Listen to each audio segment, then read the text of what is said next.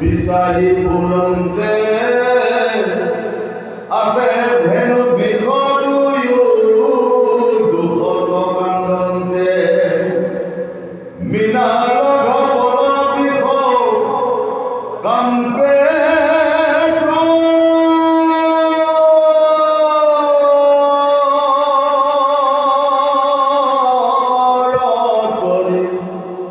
চৰণত তাৰ পুত্ৰ ঘূৰে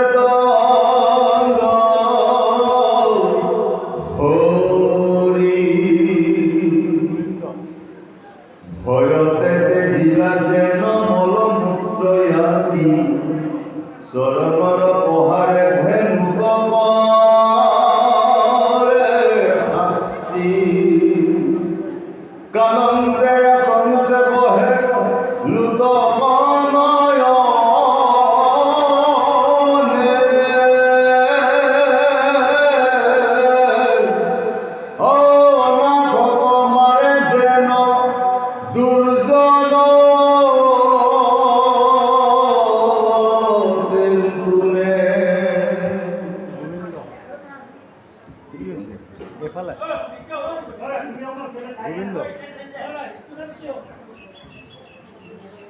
গোবিন্দ ভগৱন্ত প্ৰভু ভক্তি কৰিবৰ কাৰণে 9টা ব্যৱস্থা আছে।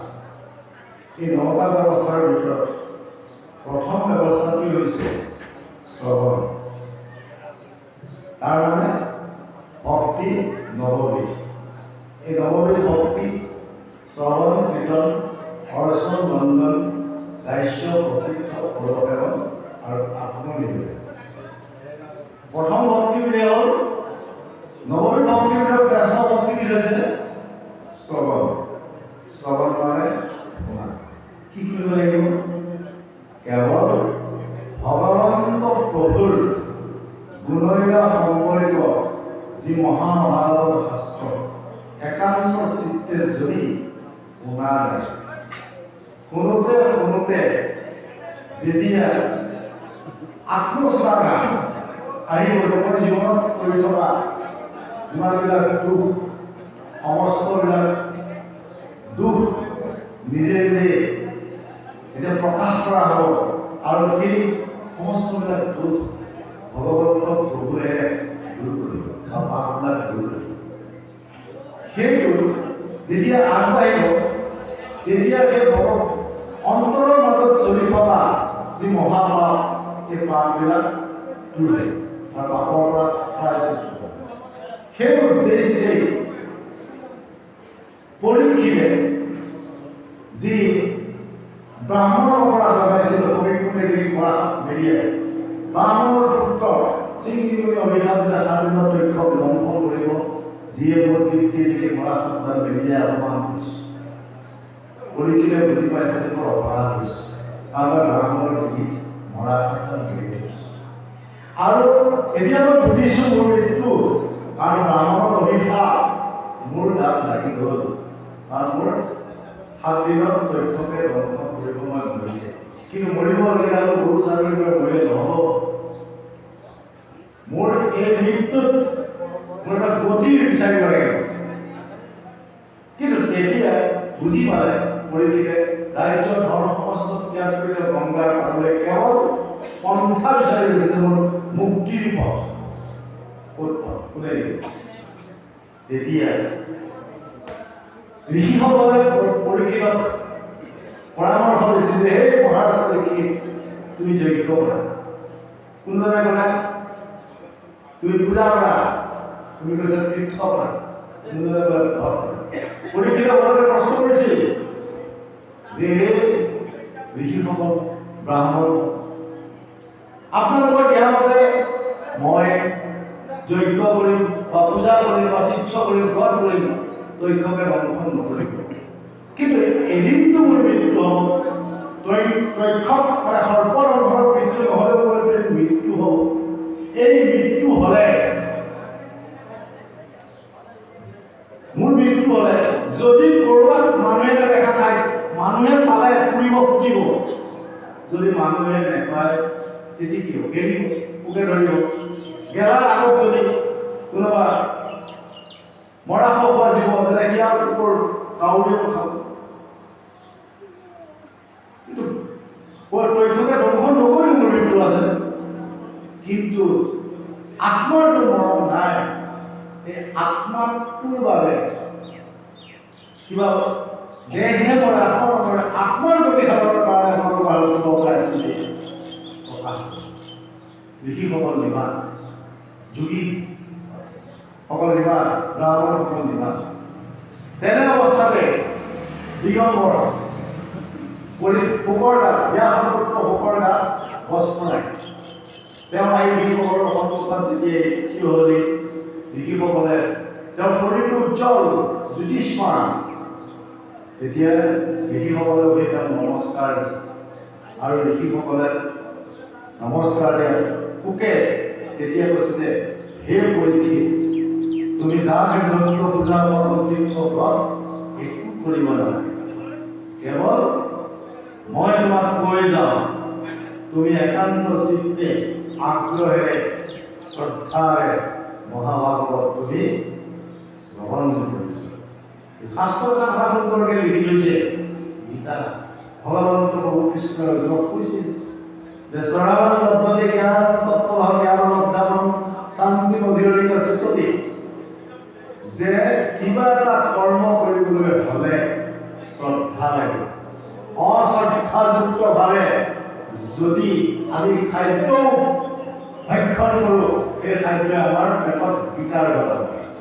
অশ্ৰদ্ধাযুক্তভাৱে যদি আমি কাৰোবাৰ পৰা পৰামৰ্শও শুনো সেই পৰামৰ্শই আমাক মগজুত আঘাত কৰিব, হৃদয়ত আঘাত কৰিব। যদি শ্ৰদ্ধা সহকাৰে যদি আমি সকলো বস্তু ল'ব পাৰোঁ, জ্ঞান ল'ব পাৰোঁ, বিশেষকৈ মহাভাগৱতৰ কথা যদি শ্ৰদ্ধা সহকাৰে যদি আমি শ্ৰৱণ কৰোঁ আৰু সেই শ্ৰৱণে আমাৰ আত্মাৰ গতি সাধন কৰে।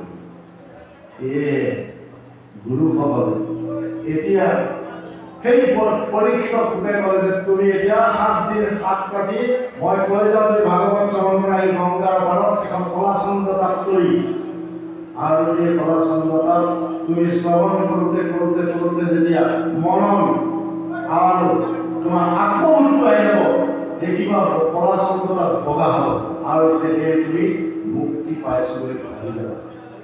এনেকৈ 7 দিন 7 ৰাতি মহাভাগৱত গংগাৰ পাৰত পোকে পৰীক্ষিতৰ আগত কৈ আছে, আৰু সেই মহাভাগৱত সেই পৰীক্ষিতক শুনোৱাৰ চলেৰে 60,000 ঋষিয়েও তাৰ বহি মহাভাগৱত শুনি আছে। তাৰ পাছত এই পোকে কৈছিল ঋষিসকলক যে সেই ঋষিসকল সদায় মই বহি বহি ভাগৱত আপোনালোককো কৈ থাকিব নোৱাৰিম, গতিকে আপোনালোকৰ মই কৈ যোৱা ভাগৱত নিশ্চয় আপোনালোকৰ মনত ৰৈছে। এই 60,000 ভিতৰত আপোনালোকৰ কাৰ কাৰ মনত পৰিছে প্ৰকাশ কৰকচোন। এজন উচ্চ বংশীয় ঋষিসকলে ব্ৰাহ্মণসকলে মহাভাগৱত ক'বলৈ সাহস নকৰিলে। তেতিয়া পৰীক্ষিতে কৈছিল যে সেই ঋষিসকল তোমালোকৰ মাজত অলপমান দূৰত এজন ল'ৰা আছে, যিজনক তোমালোকে চালে গা ধুব লাগে, দেখিলে স্পৰ্শ কৰিলেতো বেলেগেই কথা। সেই মোৰ ভুল হৈছে, সেইজনৰ সমস্ত মহাভাৰতত শাস্ত্ৰ মই কৈ গৈছোঁ যে একান্ত চিত্তে শুনি গৈছে আৰু তেওঁ ক'ব পাৰিব। তেতিয়া সেই পৰীক্ষিতে ক'লে, সুকে ক'লে যে হেৰা সুত তুমি পাৰিবা? তেতিয়া সেই সুতে দূৰত আছে। তেওঁ কৈছে যে মই যদি গুৰুৰ কৃপা হয়, ভগৱন্ত গুৰুৰ যদি কৃপা হয়, মই পাৰিম। আহা তেতিয়া তোমাকে সত্ৰাধিকাৰ পাৰিছোঁ, তুমি এই ঋষিসকলক মহাভাৰতত শ্ৰৱণ কৰিবা। তাৰে ৩২ সহস্ৰ ক'লে আমি এটা নিষ্কুলৰ ল'ৰাৰ মুখৰ পৰা ভাগৱত ২৮ সহস্ৰ ঋষিৰ ভিতৰত শ্ৰেষ্ঠ আছিল সৌনকে কৈছে আমিও শুনো। সেই তেতিয়া নৈ নিশা অৰণ্যত মহাভাগৱত সুতৰ মুখেৰে ২৮ সহস্ৰ ঋষিয়ে শ্ৰৱণ কৰিছে আৰু এই ২৮ সহস্ৰ ঋষিয়ে শ্ৰৱণ কৰি থকাৰ মাজতে সেই সুতৰ মুখেৰে প্ৰকাশ পাইছে যে পৰীক্ষিতৰ দিনত বলিয়ে কেনেকৈ আগবাঢ়ি আহি ধৰাধামত অধৰ্ম সৃষ্টি কৰিবৰ কাৰণে আগবাঢ়িছিল, সেই কথাখিনি আগবাঢ়ি আহি আছে। বাৰু ইয়াৰ পাছত লাহে লাহে সুন্দৰভাৱে বলি কেনেকৈ পৰাভূত কৰি এই ধৰাধামৰ পৰা অঁতৰাই পঠিয়ালে, যে ধৰাধামৰ কোনোবা ঠাই দিলে, সেই কথাখিনি নিশ্চয় প্ৰকাশ পাব। গোবিন্দ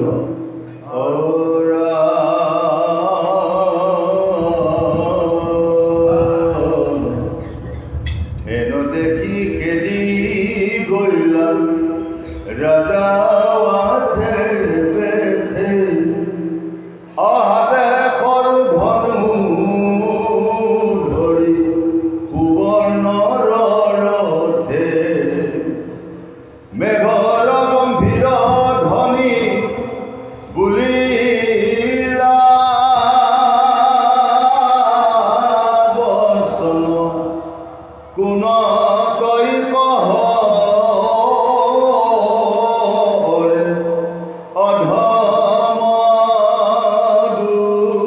দুৰ্জন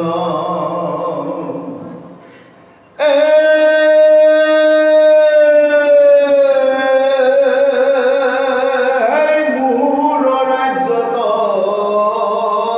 কৰ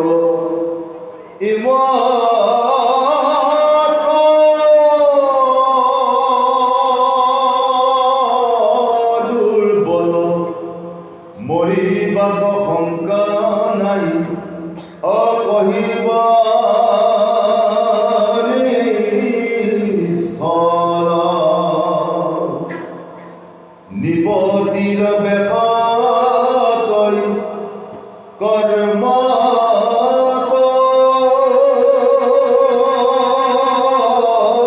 চণ্ডাল হেন জান পাইলো আখি তোৰ মকাল গলন্ত বিদুৰ মাত্ৰ কৃষ্ণ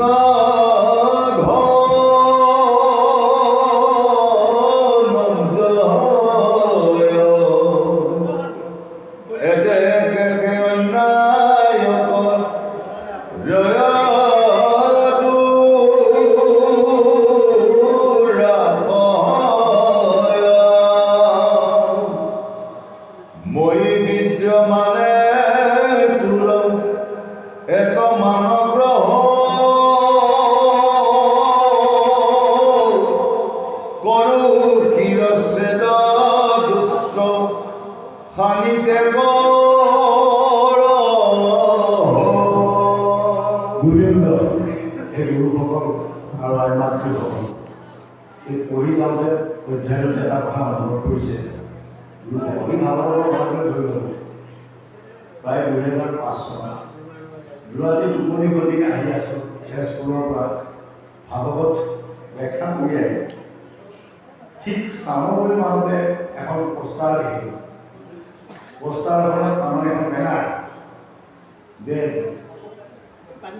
বিশ্ব শান্তিৰ বাবে মহাভাগৱত পাঠ এই বাক্যটো মনত এতিয়া বিশ্ব শান্তি মহাভাগৱত পাঠ কৰিলে বিশ্ব শান্তি হ'বনে? কি আমাৰ মাজত অশান্তি চলি আছে নেকি? নাই, অশান্তি চলি থকা নাই, কিন্তু আমি অশান্তি সৃষ্টি কৰি লৈছোঁ। সেয়ে ভগৱান ধৰ্মৰ 4খন পাঠ ধৰ্ম মানে বিষমৰূপী ধৰ্ম। 4খন পাঠ মানে 4খন ঠেং, 4টা খোলা, 4টা খোলাৰে অধৰ্মৰে কলিয়ে কোবাই লাঠিৰে 3টা খোলা ভাঙি পেলালে, 3খন ঠেং।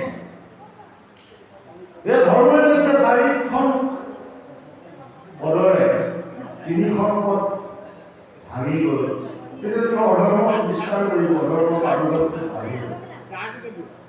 তেতিয়া সেই 4খন পদ কি? ধৰ্মৰ 4খন পদ বা 4টা খোলা কি? সেই 4টা খোলা হৈছে সত্য, শৌচ, ক্ষমা আৰু দয়া। আজিৰ পৃথিৱীত এই 4খন খোলাৰে 3খন খোলা ইংৰাজীতে পঢ়া অলৰেডি ভাঙি পেলালে ইতিমধ্যে। কোনে ভাঙিছে? কোন অনন্য ভাঙিলে? মানুহে ভাঙিছে, আমি ভাঙিছোঁ। আমাৰ মাজত আমাৰ কৰ্মবিলাকত শৌচ নাই, ক্ষমা নাই আৰু দয়া নাই। যেতিয়া আমি ক্ষমা কৰিবলৈ নাজানিম কাকো, কেৱল মানুহে হ'বলৈ আমি গোটেই দিনটো নামঘৰত সোমাই নাম জপ কৰি থাকোঁ, এইটো মিছা কথা, সঁচা কথা। কিন্তু কোনোদিনা অন্তৰৰ পৰা কোন এৰা নাই। জীৱৰ প্ৰতি আমাৰ হৃদয়ত দয়া হোৱা নাই, দয়াই কৰি পোৱা নাই। নাম দয়া কামত আহিব, পবিত্ৰতা নাই হৃদয়ত, শৌচতা নাই।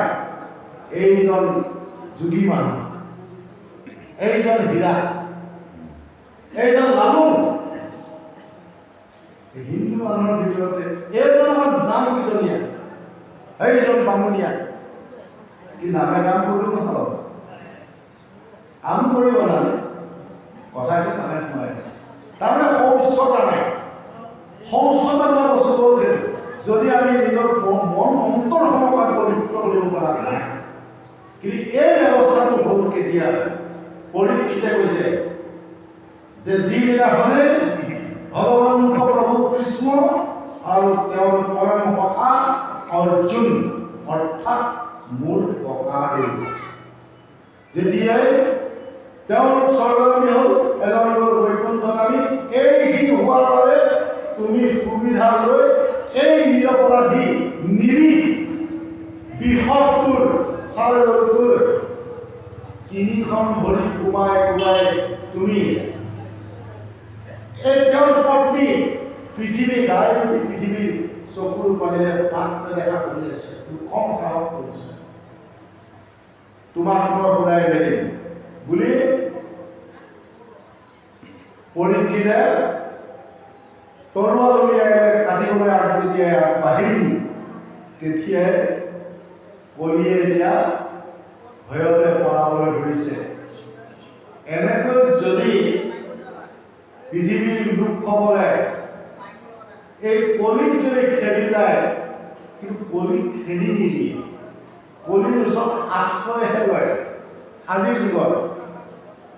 এতিয়া কলি কেইটা জেগাত থাকে বৰ্তমান, কথাখিনি তাকে কৈছে। 1 নম্বৰতে সীমা, ক'বলৈ পৰীক্ষা ঠাই দিব, কলি আদায় কৰিব সীমা। সীমাটো কটকটীয়া হ'লে ভাল, আমি কৈ গ'লেও নহ'ব, সীমা লাগিবই আমাক। সীমা, মাটিৰ সীমা, ঘৰৰ মাটিৰ সীমা, তাৰ উপৰিও কথাৰ সীমা, ভাৱৰ সীমা, হয়নে? সীমা পাৰ হ'লে বিপদ আছে। সেই সীমা পাৰ হৈ স্বয়ং ভগৱানৰ পত্নী সীতা আয়ু বিপদত পৰি কাৰ কবলত পৰিব লগা হ'ল, ৰাৱণৰ হাতত বন্দী হ'ব লগা হৈছিল।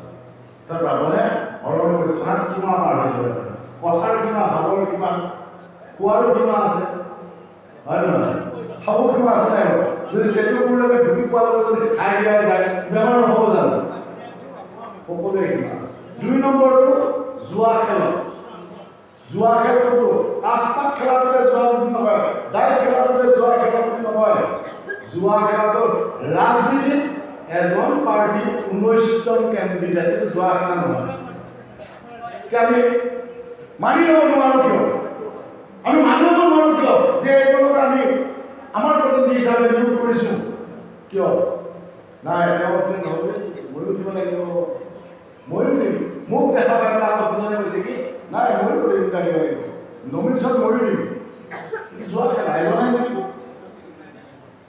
যোৱা খেলা তাৰপাছতে সুৰা যোৱা খেলা এইটো অকল ৰাজনৈতিক ক্ষেত্ৰত চাকৰি আছে এটা অংগনবাদী চাকৰি এটিহে গাঁওখনত এজন লাগে সেই গাঁওখনৰে 10জনী তিৰোতাই অংগনবাদী পষ্টৰ কাৰণে কি কৰে এপ্লাই কৰে নাপালে খেলত বিবাদ হ'ব প্ৰথমতে যিগৰাকীয়ে পালে সেইজনে শান্তি পাব আৰু তেওঁক সমৰ্থন কৰা সকলে এখন খেল হ'ব বাকী নোপোৱাসকলে কি হ'ব সকলোৱেতো আবেদন কৰিছিল গতিকে তেনেকুৱা কিন্তু পলসা গৈ 7খন খেল হৈ যাব কিন্তু পাব সেইটো এটা যোৱা নাই সুৰাটো বুজি পাইছোঁ চাগে সুৰা কাৰণ সন্ধিয়া মোকে কৈছিলে আগতে দেই এতিয়া নহয় বাৰু যে এই 5 মুঠা লাই শাক লৈ যাওঁ মিলিমিটাৰ চাৰিআলিতে বিক্ৰী কৰিব কিন্তু পিঁয়াজ নাই লৈ আহিব চাধাও নাই অকণমান লৈ আহিব পাৰিলে জিৰা কেইটামান লৈ আহিব 25 টকামান পাম কিন্তু কি মন গ'ল পিঁয়াজ ল'বলৈ থাকিল জিৰা কেইটি ল'বলৈ থাকিল চাধাও পাণ ল'বলৈ থাকিল অকণমান দূৰৰ ফালে গৈ আন্ধাৰতে গৈ পেলাই প্ৰায় 20 টকা মাৰি থৈ আহিবগৈ ৰাস্তাটো এতিয়া মূৰে গোটেই এইটো কি বস্তু পাইছেনে আপোনালোকৰ এইফালে নাই বাৰু পুৰা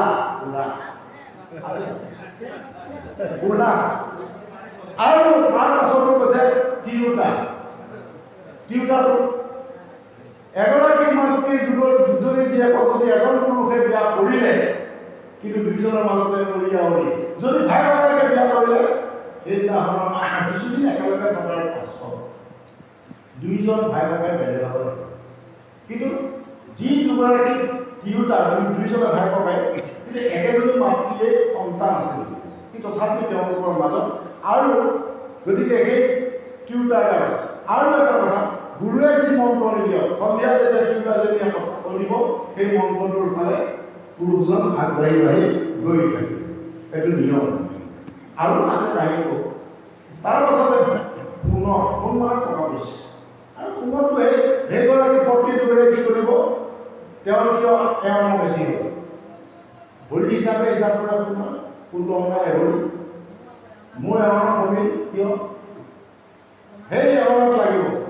আৰু এটা কথা হ'ল আমাৰজনে ইমান পৰিশ্ৰম কৰে দিনটো নোপোৱাকৈ আহি তেওঁ আৰামত বহি খাব আৰু ঘৈণীয়েকক কি পিন্ধাইছে চোৱা মই পিন্ধিব লাগিছে এইটো লাগি পলি হয় পলি মানে আজিয়া কিন্তু তৎসত্বেও কলি যুগটোৱে প্ৰতিটো মুহূৰ্ততে মানুহৰ মন মগজু বিপদত পেলাই আছে কিন্তু তাৰ পৰা বাচিবলৈ হ'লে এটা উপায় দিছে বৃহৎ নাৰদীয় পুৰাণত যিকিছে হৰেণ নাম লাগিব কি ওলাব কল্ল নাস্তিব গতি কলি লোকসকলে কৰিবলৈ হ'লে এটাই উপায় সেইটো হ'ল হৰিৰ নামত বিশ্বাস কৰিব লাগিব হৰিৰ নামত আত্মনিয়োগ কৰিব লাগিব হৰিৰ নাম আৰু আহুকাল যেতিয়া আহিব জীৱনলৈ এইটো কোনে কাৰ দ্বাৰা হৈছে যে নামৰ দ্বাৰা নামে কৰিছে কাৰণ নাম ল'লে যদি কৰে সেই নাম সেই কৃষ্ণ জানা নিষ্ঠ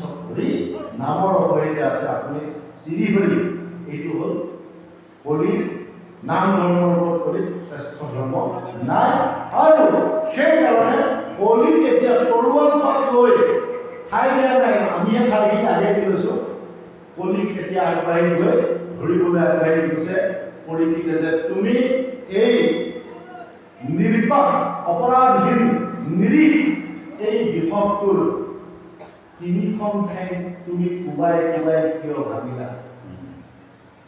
তাৰ উত্তৰটো দিব লাগিব, নহ'লে তোমাক এই তৰোৱালেৰে মই বধ কৰিম। এতিয়া এই টঙনীয়া থকাটো কোন, বিষটো কোন, বিষৰ লগত থকা সেই গাইজনীটো কোন, এই কথাখিনি নিশ্চয় প্ৰকাশ কৰিব ইয়াত গোবিন্দ কৃষ্ণ।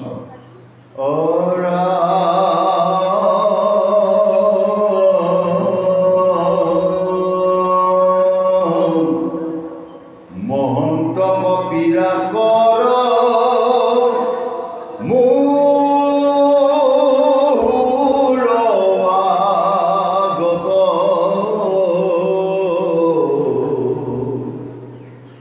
ৰহ ৰহ ভাংগু আজি মোৰ মহত্ৰ এহি বুলি পৰীক্ষিত পৰম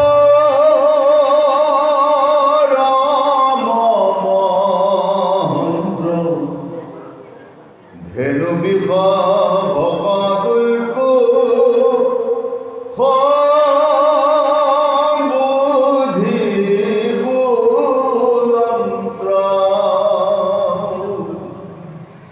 কোন তুমি আছা শুক্ল বিষৰূপ ধৰি কোনে বা তোমাৰ ভাংগি লেখতিনি ভৰি কি সমভাৱে পাৱে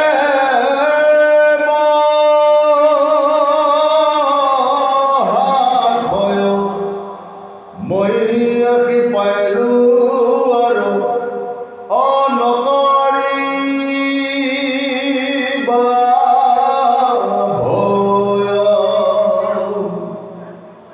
ভয় ৰাখে কৌৰৱৰা যাৰ বাহুদণ্ডে সুকে শীতল কৰলো তকনটো পৰে অৰম নকন্দ মাও ধেনুৱে ৰাখে অকৰো আজি তোমাৰ তুৰস্কন্ধ কৃষ্ণৰ সেৱকটো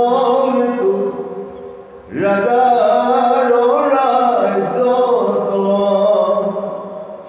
অকেহুনতো কৰে ৰাখি দুহহে নমত যদি দেৱে কৰে তোমাক খাকহে দণ্ড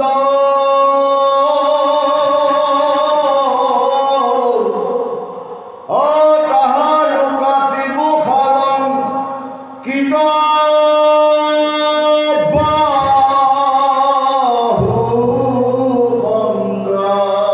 গোবিন্দ এই গুৰুসকল এই কথাখিনি সকলোতে বাৰে বাৰে সকলোৰে মুখত ওলায়।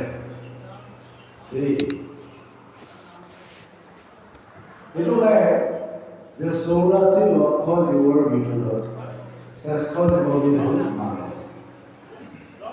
এইকাৰণে মানুহক শ্ৰেষ্ঠ বুলি কোৱা হৈছে যে আহাৰ নিদ্ৰা ভয় মৈথুন সকলো জীৱই কৰি আছে। যেনে বিষয় সম্বন্ধ সুখ সমস্ত জড়িতে পায় হৰি সেৱা মানুহে। কাৰণ পৃথিৱীৰ প্ৰত্যেকটো জীৱই বিষয়ৰ যিটো সুখ বিষয় মানে সেই কথাখিনি কৈছে আহাৰ নিদ্ৰা ভয় মৈথুন। আহাৰ সকলো জীৱই খাব জানে, খাই আছে, আহাৰৰ বাবে সকলোৱে পৰিশ্ৰম কৰে আৰু সেই আহাৰ সন্ধানৰ পৰিশ্ৰম কৰাৰ বাবে ভাগৰ লাগে। টোপনি আহে, নিদ্ৰা টোপনি হ'বলৈ হয়। নিজক ৰক্ষা কৰিবৰ কাৰণে, নিজৰ দেহটোক ৰক্ষা কৰিবৰ কাৰণে সকলোৱে সংৰক্ষণ কৰি থাকে। কেৱল ক্ষতি হ'ব নেকি এইটো ভয় সকলোৱে। আৰু মৈথুন মানে সৃষ্টি কাৰ্যত পোক পৰুৱাটো সৃষ্টি কৰি আছে, মানুহেও সৃষ্টি কৰি আছে। কিন্তু হৰি ঈশ্বৰ এই ব্যৱস্থাটো কেৱল মানুহেহে জানে। মানুহৰ জ্ঞান আছে, মানুহৰ বুদ্ধি আছে, মানুহৰ বিবেক আছে। সেইকাৰণে মানুহক কি বুলি কোৱা হয়? শ্ৰেষ্ঠ। আৰু এই যেতিয়া এই জীৱশ্ৰেষ্ঠ মানৱবিলাকে নিজৰ জীৱটোৰ কথা আৰু এই জীৱটোক কোনে পৰিচালনা কৰি আছে এই কথাটোক যেতিয়া ভাবিব, সেই জীৱ পাৰ্থিৱ জগতৰ সমস্তবিলাক দ্ৰব্য মিছা এইবোৰ যেতিয়া ধাৰণা কৰিব, তেতিয়া সেইটো জীৱ, সেইজন ব্যক্তি তেতিয়া কলিয়ে কেতিয়াও কি কৰিব নোৱাৰে? গ্ৰাস কৰিব নোৱাৰে। অৰ্থাৎ জীৱমুখী যাক আমি আত্মা বুলি কওঁ, যাৰ কাৰণে আমি আজি কথা কৈ আছোঁ। সেইকাৰণে ভগৱন্ত মহাভাগৱত কৈছে যে মনসা বচসা দৃষ্টা বৃহৎ দেহ নৈৰ পিণ্ডীয় মত অনুলিপি বুধুৰ্য মনজাচা। যে মনেৰে ভাবিছা, যি ভাবিছা তাক কৰিও পেলাইছা, মুখেৰে কৈছা, কথা কৈ আছা, চকুৰে দেখি আছা, অনুভৱ কৰি আছা, শৰীৰটোক লৰচৰ কৰিছা, ইন্দ্ৰিয়বিলাক লৰচৰ কৰিছে। কাৰ দ্বাৰা হৈ আছে? কাৰণ তোমাৰ দেহৰ ভিতৰত থকা জীৱনটোৰ দ্বাৰা, আত্মাটোৰ দ্বাৰা। আৰু তাৰ কাৰণে সকলোবিলাক হৈ আছে। কিন্তু এই আত্মাটো নিজে নিজে এই দেহটোৰ ভিতৰত স্বয়ংক্ৰিয়ভাৱে সোমাই থাকিব পৰা নাই। কোনোবাই আমি আকৌ ওলাই যাব বিচাৰিছে, সোমাই ল'ম, হয় পাৰিম নেকি? আমি সুধিছোঁ আপোনালোকক দেই, পাৰিম নেকি? ওলাই গ'লে এই নাজানি পাৰিম নে বাৰু? সেইকাৰণে বুজিবৰ কাৰণে শাস্ত্ৰত মাধৱ গুৰুজনে ইমান সুন্দৰকে উল্লেখ কৰিছে। অন্তৰ্যামী ৰূপে যিহেতু ঈশ্বৰে সুখ দুখ পুঞ্জাৱন্ত এতেকে পৰমাত্মা ৰূপ ধৰি আকন্ত প্ৰভু অনন্ত। তেওঁ অন্তৰ্যামী কিমান দিনলৈ এই বাকচটোত, এতিয়াতো ভোট দিলোঁ ন আমি, হয় ভোটৰ বাহিৰে আজিকালি ইভিএমতো ভোটৰ বাকচে সেইটো, কিন্তু খোলা দিন পৰা নাই। 3 জুনৰ দিনাখন খুলিব, কাৰ নচিবখন ওলাই পৰিব সেইদিনাখন ন, হয়। কিন্তু আমাৰো এই ভোট বাকচটো, এইটো ভোটৰ বাকচ, এই বাকচত ভোটটো সোমাই আছে। কোনদিনাখন উলিয়াব আমি নিজেই নাজানো, এইটো অফিচত লিখা আছে, হয়। আৰু কাৰ কিমান ভোট আছে সেই কথাটো তেওঁ জানে। সেইকাৰণে কৈছে অন্তৰ্যামী ৰূপে যিহেতু ঈশ্বৰে সুখ দুখ বঞ্জাম, তেওঁ জানে আমি কিমান সুখ পাব লাগে, দুখ পাব লাগে, এই সকলোবিলাক তেওঁ কৰিছে। আৰু সেইকাৰণে তেওঁ পৰমাত্মা বুলি। এতিয়া এই ব্যৱস্থাটোত, এই চিন্তনটোত আত্মা আৰু পৰমাত্মাৰ চিন্তনত যেতিয়া জীৱ সন্ধিহান হৈ পৰে, তেতিয়া কলিয়ে নাপায়, কলিয়ে প্ৰভাৱ বিস্তাৰ কৰিব নোৱাৰে। কাৰণ কিয়? তেওঁ এই সন্ধানটোৰ কাৰণে জীৱাত্মা বা পৰমাত্মাৰ এই সন্ধানটোৰ কাৰণে, তাৰ পৰা শুদ্ধ সম্ভেদটো পাবৰ কাৰণে জীৱই ভগৱন্ত প্ৰভু কৃষ্ণৰ ওচৰত শৰণাগত। যেতিয়ালৈকে জীৱই কৃষ্ণ ভাৱত ব্যস্ত থাকিব, তেতিয়ালৈকে তেওঁ পাৰ্থিৱ জগতৰ কোনো বস্তুৱে তেওঁ কি কৰিব নোৱাৰে? মোহিত কৰিব নোৱাৰে বা আকৰ্ষণ কৰিব নোৱাৰে। সেয়েহে এতিয়া ইমান সুন্দৰকৈ কৈছে, তুমি কোন আৰু তুমি কোন। এই বিষমৰূপী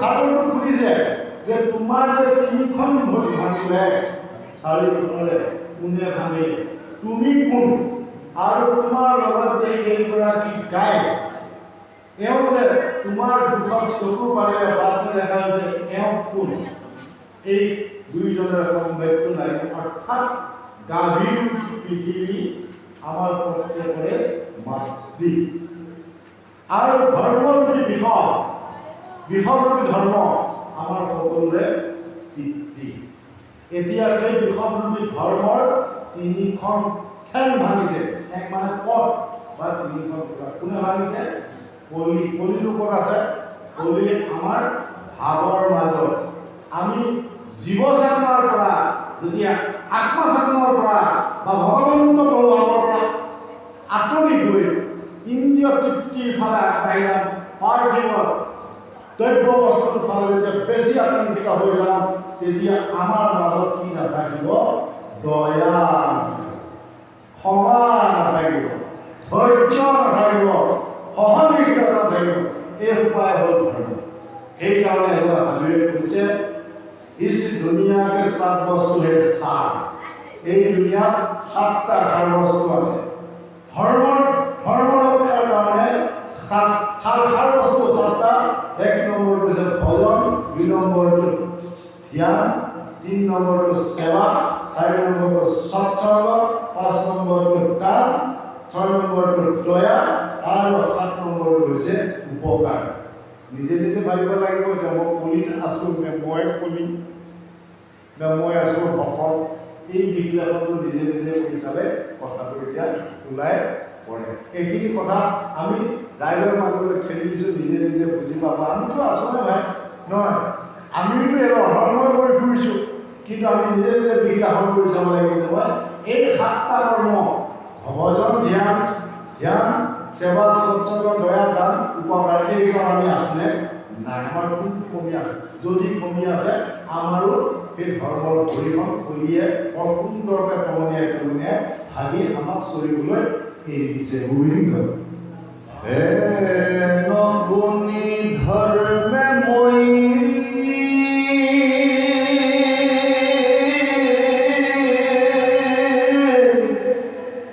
তাংক দিনন্তয়ু তৰ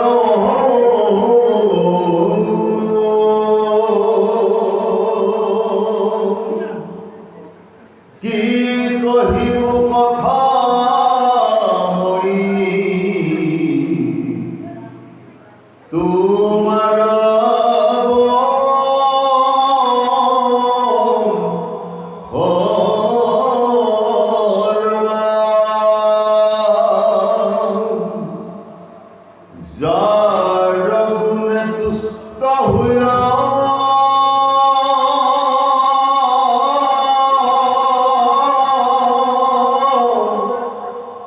বহু